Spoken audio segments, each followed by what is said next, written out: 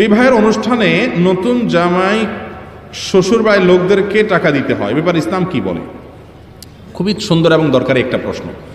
আপনাদের এলাকায় আছে কিনা জানি না, আমি অনেক এলাকায় দেখেছি বিয়ের অনুষ্ঠানে নতুন জামাই বিয়ের ইজাব কবুল হয়েছে, আগদ সম্পন্ন হয়েছে, এবার সে মোসাফাত করা লাগে শ্বশুর মিয়ার সাথে, চাচা শ্বশুরের সাথে, জ্যাঠা শ্বশুরের সাথে, এলাকার ইমাম সাহেবের সাথে, পাশমস্ত ইমাম সাহেবের সাথে, সব সিরিয়াল ধরে আসে ভিক্ষুকের মতো। আর ওই বেচারা জামাই সবার হাতে হাতে টাকা দেওয়া লাগে। আছে না না? এগুলা খুবই ডেঞ্জারাস এই কালচারটা আমাদের দেশে।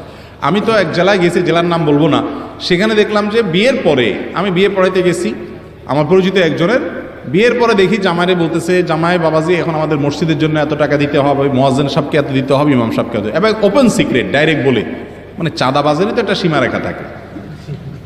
তো বেচারা বিয়ে করতে আসছে, শরীয়ত তাকে বলছে তার মেয়ের মোহরটা দিতে, এতটুকু সে